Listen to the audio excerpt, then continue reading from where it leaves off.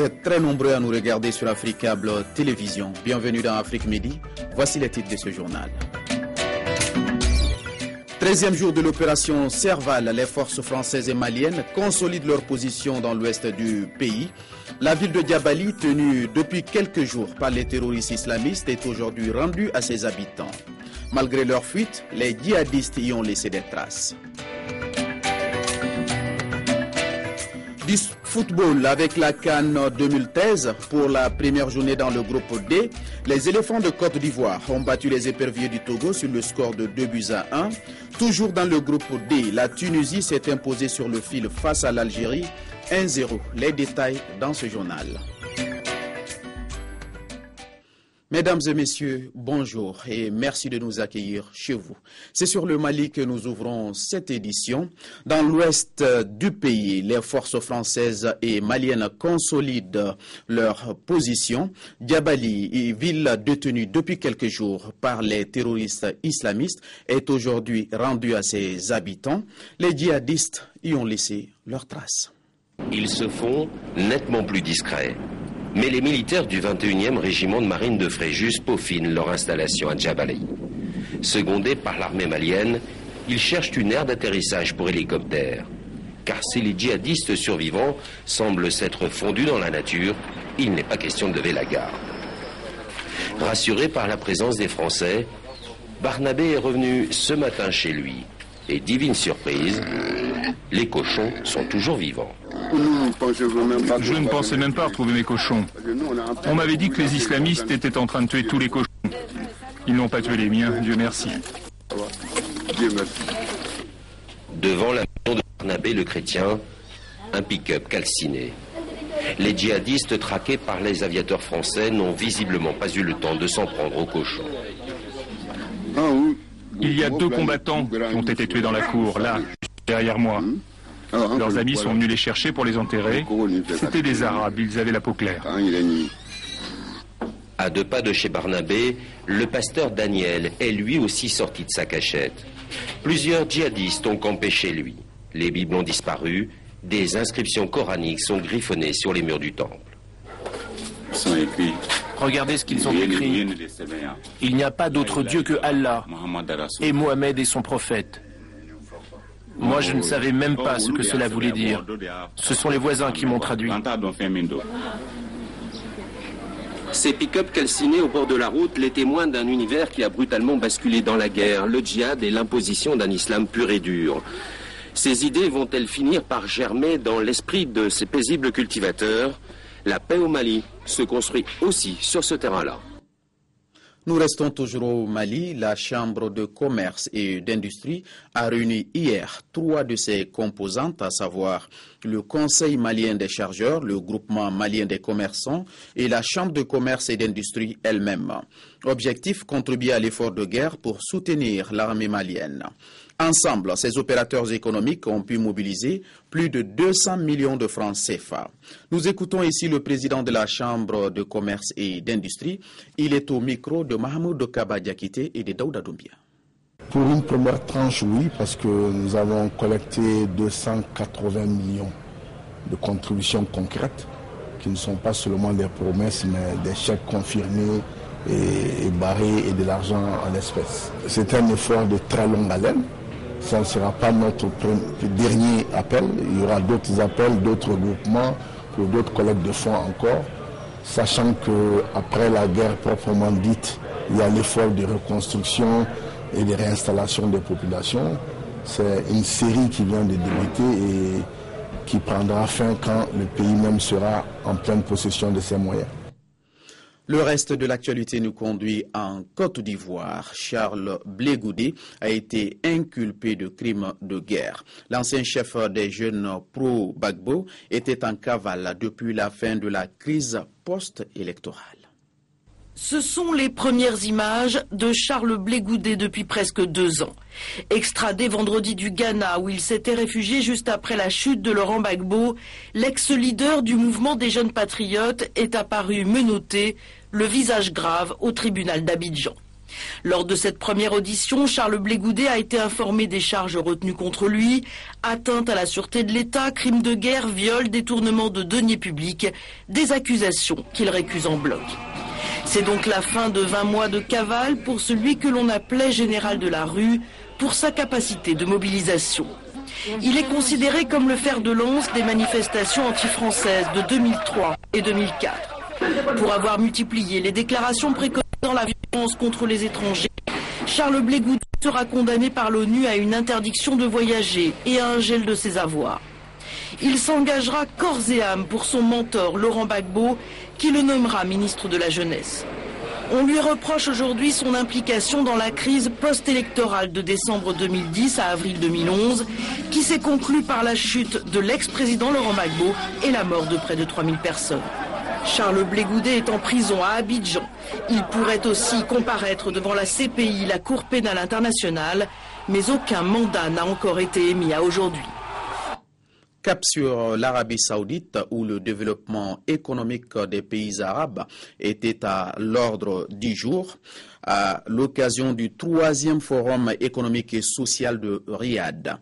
Les membres ont manifesté la volonté de finaliser la mise en place d'une grande zone de libre-échange et les investissements entre les États de la région doivent dépasser les 5 milliards de dollars. Le Maroc, impliqué dans le développement interarabe. Sa Majesté le Roi, Mohamed VI, l'a rappelé dans le message adressé aux participants. Le souverain évoque à nouveau la vision qui tend à doter l'action arabe commune d'une politique mettant le citoyen au cœur de ses préoccupations. Le message royal adressé aux participants au sommet reflète l'intérêt de Sa Majesté et du Maroc pour la complémentarité économique entre pays arabes. Les projets présentés ont reçu l'appui du Royaume. Le Maroc est impliqué dans le développement interarabe, impliqué au sein de l'UMA et aussi dans sa coopération avec les pays du Golfe. Il est fier de cette diversité. La déclaration finale a fixé la stratégie de développement. L'un de ses points forts est la promotion des investissements interarabes pour résorber le chômage et la pauvreté. Le texte final appelle également chacun à œuvrer pour renforcer la complémentarité arabe. On est venu pour renforcer les idées des pays arabes, pour créer ensemble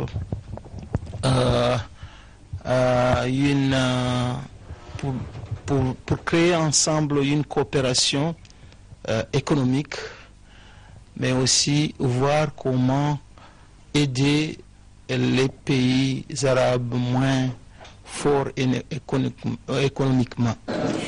Les pays arabes ont convenu de finaliser avant la fin de l'année la réalisation d'une zone de libre-échange entre les 22 membres de la Ligue arabe. Un marché de près de 370 millions de personnes. Le 4e sommet de développement économique et social devrait se tenir en 2015 à Tunis. Retour au Mali avec la Coupe d'Afrique des Nations sous fond de crise.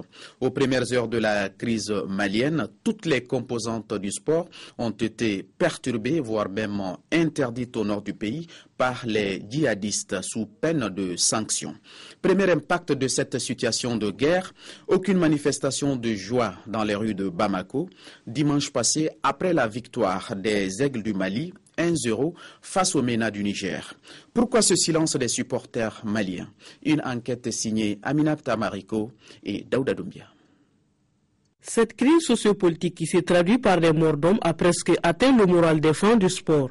Du coup, la 29e édition de la CAN Afrique du Sud 2013 passe inaperçue au Mali malgré la présence de son équipe nationale. On est en football, c'est vrai, mais là où nous sommes, le football est petit par rapport à la situation qui prévaut dans ces pays. Dans cette situation de guerre, l'équipe nationale a préparé dans un secret savamment entretenu son entrée dans la compétition. Et c'est avec angoisse et humanité que Sidou Keita et ses coéquipiers ont enregistré une courte victoire sur le fil 1-0. Cette réussite dédiée à la paix et au peuple malien par Sidou Keita anime les cœurs mais non lisible sur les visages et les comportements. Aucune manifestation de joie dans les rues de Bamako. Actualité oblige. Nous sommes parce que Mali gagne là. Bon, manquant fana beno, anti ka fo ka me wuli, ka fo ka mi yala tugunu quoi. Il était valable pour beaucoup de choses, que la population manifeste sa joie dans sa maison, raison pour laquelle juste après le match, nous avons demandé aux supporters de manifester leur joie, de rester en famille, ensuite manger et se coucher parce que nous sommes en état d'urgence. Malgré cette intrusion inopportune des rebelles de tous bords dans le sport et dans le moral des uns et des autres, certains sportifs tentent de redorer l'image du pays sur le continent. Ainsi, à l'image des aigles militaires qui ont remporté le trophée de la 8e CAN Foot en décembre dernier à Abidjan, les aigles du Mali placés dans le groupe B de la CAN 2013 à leur tour et au prix du sacrifice essaient de soigner cette image du Mali, placée zone dangereuse sur la carte mondiale. D'ores et déjà, les joueurs du français Patrice Carteron ont accepté de réduire de 40% leur prime habituelle pour participer à l'effort de guerre que vit le Mali. Je pense que c'est une contribution. D'une manière générale, on peut dire que ces jeunes-là ont répondu également à l'appel du président de la République par intérim qui a demandé à tous les citoyens maliens, quel que soit le bord, donc de contribuer à l'effort de guerre. Le football étant un vecteur de rapprochement, de fraternité et de solidarité, un sac continental de la part des aigles apportera certainement du baume au cœur des Maliens. Même sujet, autre décor. Toujours avec la CAN 2013, cette fois-ci, nous allons parler de la première journée dans la poule D. La Côte d'Ivoire a confirmé son statut de favori face au Togo. Les éléphants sont venus difficilement à bout des éperviers par le score de 2-1. Le commentaire est signé Yacouba Dansogo. Dans ce match Côte d'Ivoire-Togo, les éléphants ont confirmé leur statut de favori en s'imposant sur le fil par 2-1.